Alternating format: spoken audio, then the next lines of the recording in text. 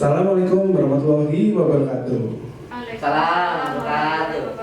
Selamat siang teman-teman. Selamat datang di pelatihan pengadaan barang jasa pemerintah dengan skema kerjasama pemerintah dengan badan usaha. Teman-teman, pada kesempatan kali ini kita akan mempelajari materi terkait dengan gambaran umum KPBU.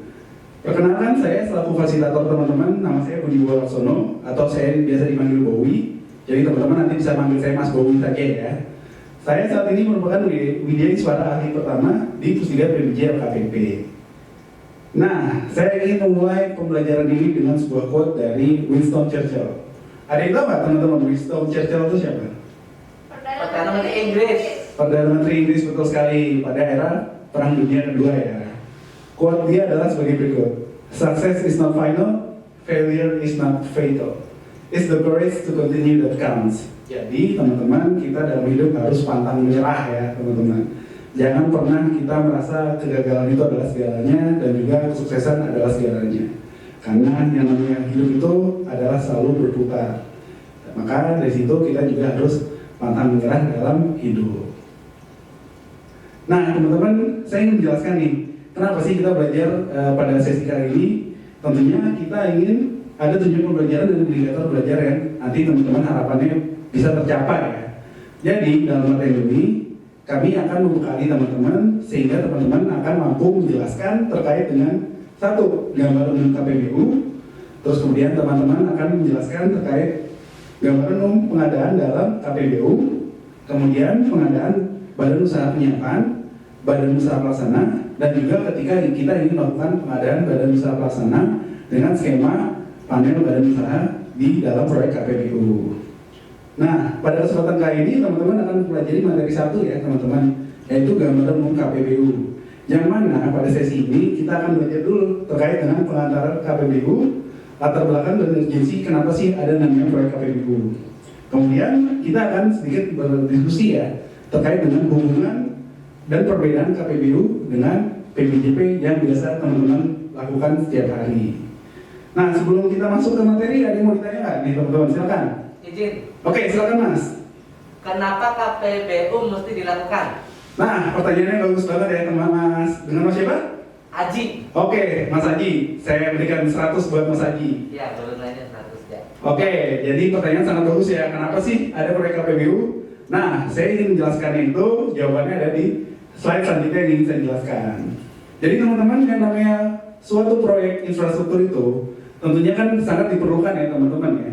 Karena makin banyak infrastruktur bagi publik, tentunya nanti roda perekonomian akan berputar lebih cepat ya. Oleh karena itu, ini adalah salah satu fokus dari presiden kita yaitu pembangunan infrastruktur ya. Kalau teman-teman sudah lihat ya di dalam 2 periode beliau, memang di sini pembangunan infrastruktur itu sangat masif. Kenapa begitu sih teman-teman? Karena presiden kita tuh sangat memahami ya, kalau yang namanya pembangunan infrastruktur itu akan sangat mendukung pertumbuhan dan pergerakan perekonomian suatu negara. Nah, kenapa sih sekarang ada namanya KPBU? Nah, KPBU itu simpelnya itu adalah bahwa dalam pengerjaan proyek infrastruktur itu kita menggunakan dana dari pelaku usaha dulu atau menggunakan modalnya pelaku usaha untuk membangun suatu proyek infrastruktur, baru kemudian nanti pemerintah secara bertahap akan memberikan pengembalian investasi proyek KPBU yang dilakukan oleh pelaku usaha. Jadi gampangnya kita minta pelaku usaha menalangi dulu lah dananya untuk melakukan proyek infrastruktur itu. Kenapa demikian? Karena ini tadi nih teman-teman, pemerintah perlu menyediakan dana yang sangat besar dan belum tentu ya dalam satu siklus anggaran dana untuk proyek-proyek yang sangat masif itu tersedia. Karena kita sudah ada alokasinya masing-masing ya teman-teman, dana untuk layanan publik adalah sejumlah sekian, terus mana dana yang sudah untuk diperuntukkan untuk subsidi bahan bakar, pembangunan infrastruktur, dan juga pengadaan lainnya, dan juga pos-pos pengeluaran pemerintah atau pemerintah lainnya. Nah, tentunya kalau kita akumulasi, belum tentu semua proyek infrastruktur itu bisa dikerjakan dalam satu waktu yang sama, karena tentunya modal yang dibutuhkan tentunya sangat besar ya. Oleh karena itu kenapa pemerintah itu istilahnya minta bantuan dari pelaku usaha dulu ya, untuk kemudian dia mengerjakan proyek KPBU tersebut.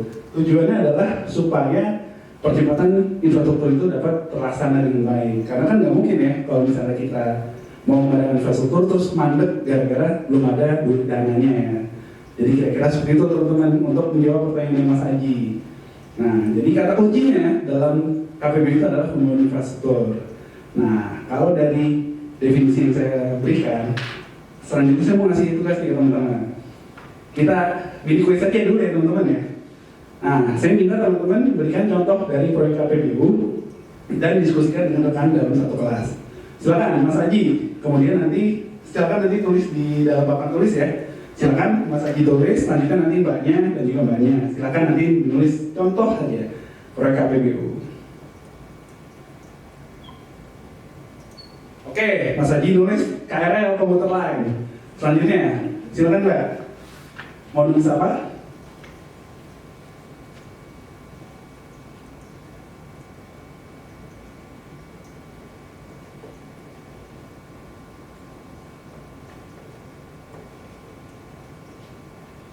Oke, PDAM ya, untuk perusahaan daerah yang minum. Good. Selanjutnya mbaknya, yang terakhir. Kira-kira mbaknya mau nulis apa nih? Kita lihat ya teman-teman. Wah, masih tahu ya kalau mbaknya mau nulis MRT luar biasa. Oke, yang terakhir adalah proyek MRT. Oke, good. Terima kasih teman-teman ya sudah menulis contohnya dari proyek-proyek KPBU. Nah, sekarang kita bahas ya teman-teman. Tapi nanti dulu kita bahasnya sambil kita lihat dulu definisi dari pengertian dari KPBU. KPBU itu sangat erat ya dengan penjadian infrastruktur publik ya. Kalau ini teorinya menurut Yescombe bahwa infrastruktur itu tentunya kan sangat penting untuk pengadaan penyediaan layanan ke masyarakat. Nah, infrastruktur itu dibagi sendiri menjadi dua ya. Pertama adalah ekonomi dan juga infrastruktur sosial. Nah, jadi kalau infrastruktur sosial itu bicara terkait dengan infrastruktur untuk layanan-layanan ke masyarakat ya teman-teman. Contohnya apa? Contohnya rumah sakit, terus kemudian kalau lihat di sini perpustakaan, sekolah dan sebagainya. Sedangkan kalau untuk infrastruktur ekonomi itu ditujukan untuk kepentingan aktivitas ekonomi sehari-hari. Misalnya apa? Misalnya jalan tol, air, limbah, listrik dan sebagainya. Nah, sekarang kita bahas nih teman-teman dari jawaban yang teman-teman berikan. Kira-kira KRL masuk gak di dalam jenis infrastruktur yang diadakan melalui KPBU? Kira-kira masuk gak dari kriteria dua ini, infrastruktur ekonomi atau infrastruktur sosial? Kira-kira masuk gak teman-teman? Masuk. Masuk, nah iya betul. Karena itu memang betul merupakan salah satu contoh proyek KPBU. Selanjutnya dari mbaknya yang tadi itu ada perusahaan daerah air minum atau PDAM. Nah itu masuk KPBU atau enggak teman-teman? Masuk. Masuk ya, masuknya ada di infrastruktur ekonomi dan juga sosial juga ya. Infrastruktur ekonomi lebih masuk di ekonomi, tapi dia juga merupakan PDAM, salah satu proyek KPBU. Nah yang terakhir mbaknya tadi bilang MRT atau ratangga ya. Itu masuk kan kira-kira teman-teman definisinya di infrastruktur. Oke betul ya, MRT juga masuk definisi dari infrastruktur ekonomi. Oleh karena itu tiga ini merupakan salah satu proyek KPBU. Jadi teman-teman di dalam KPBU itu ada 13 skema KPBU. Nah, salah satunya itu adalah penyediaan air minum, terus kemudian ada jalan tol, ada infrastruktur telekomunikasi, terus kemudian ada waste to energy atau ini pengelolaan limbah ya. Itu adalah salah satu contoh dari 13 skema KPBU. Nah, jadi teman-teman ini kira-kira latar belakangnya kenapa sih kita dilakukan dengan KPBU? Dan yang beda teman-teman ya dengan yang tadi saya sampaikan ya, bahwa pertumbuhan ekonomi ini perlu diperlukan perubahan penyediaan infrastruktur yang signifikan, tentunya dengan percepatan pembangunan infrastruktur. Nah, apa sih benefitnya ya atau urgensinya kenapa kita melakukan KPBU? Tentunya mungkin pemerintah menggeser pendanaan suatu proyek yang sangat besar menjadi pendanaan bertahap. Jadi pemerintah tidak perlu khawatir bahwa tidak ada dananya karena sudah diskemakan dalam suatu proyek KPBU. Ini adalah manfaatnya ya kita melakukan proyek KPBU. Selanjutnya dapat mendorong partisipasi swasta karena kan di sini kita banyaknya peranannya adalah swasta sebagai operator ya dari proyek KPBU. Terus kemudian aset pemerintah kurang optimal maka dapat dioptimalkan dengan skema KPBU ini. Jadi misalnya kita sudah ada pemerintah punya lahan untuk proyek infrastruktur, tapi nggak ada dananya nih, lahannya udah ada. Nah bisa tuh nanti teman-teman dengan KPBU. Jadi kita bisa misalnya kita akan membuat suatu misalnya pengolahan limbah lah lahannya sudah ada, terus kemudian nanti bisa kita dibantu dari pelaku usaha untuk dia membuat pengolahan limbah tersebut. Terus kemudian KPBU juga mengelola atau mendorong pihak swasta untuk memberikan layanan yang lebih efisien.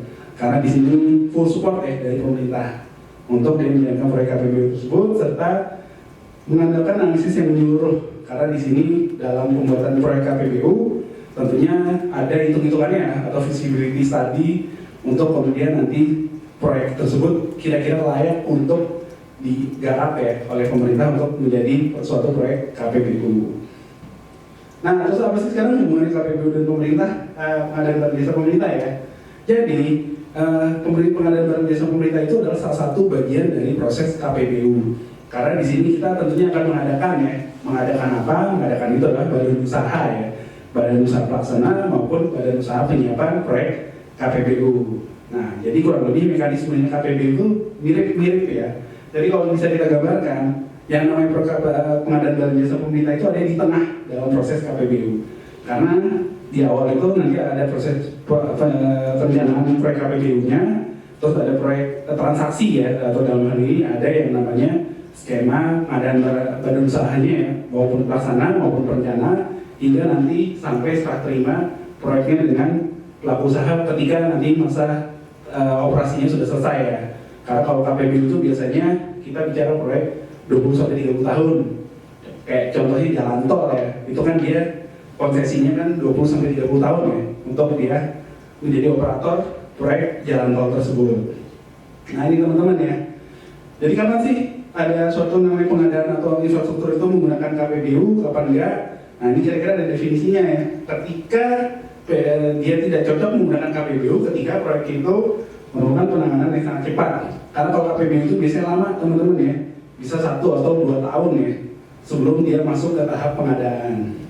Terus ketika proyek itu dilakukan secara hukum harus dilakukan oleh pemerintah.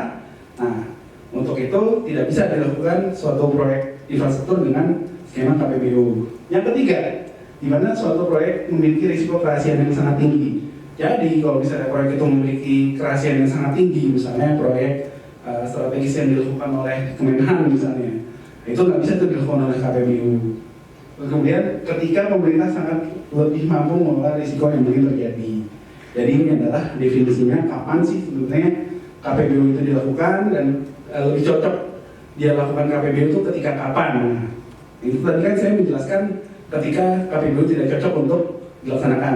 Cocoknya itu adalah ketika digunakan jika memberikan nilai manfaat yang lebih baik dari skema pengadaan konvensional. Karena kita bicara terkait dengan pengadaan infrastruktur yang sangat-sangat penting bagi masyarakat. Oleh karena itu, ketika kita memilih kriteria itu, sebaiknya dilakukan KPBU ya. Nah itu adalah ketika dia ingin melakukan proyek KPBU ya, dalam hal ini pemerintah ya. Nah selanjutnya teman-teman, ini ada kuis Mentimeter, silakan teman-teman login ya. Saya nanti akan membantu kuisnya dari teman-teman, silakan teman-teman login ke Mentimeter ya. Silakan teman-teman. Oke, sudah masuk Mentimeter.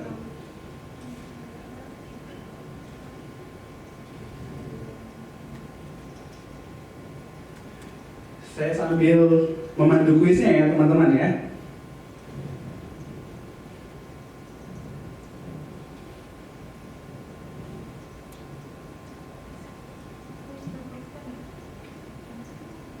Oke.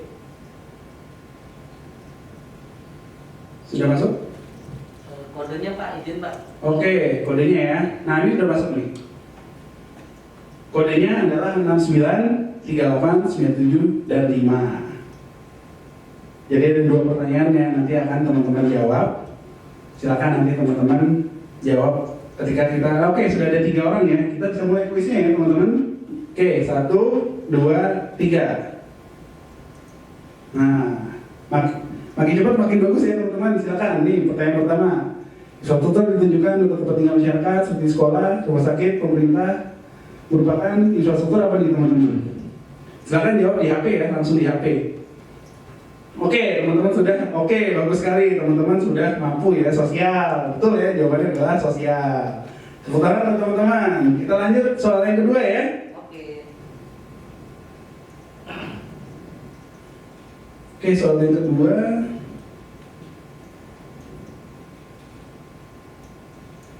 Oke, pertanyaan kedua dari 2. Kita lanjutkan lagi countdown-nya ya teman-teman ya. Oke, kapan sebuah proyek infrastruktur dapat menggunakan skema KPBU? Tadi sudah ada saya jelaskan ya. Nah, kira-kira jawabannya mana nih teman-teman? Ayo, 9 detik lagi. 8, 7, 6, 5, 4, 3, 2, 1. Oke, jawabannya adalah, wah teman-teman benar semua ya. Weh, luar biasa.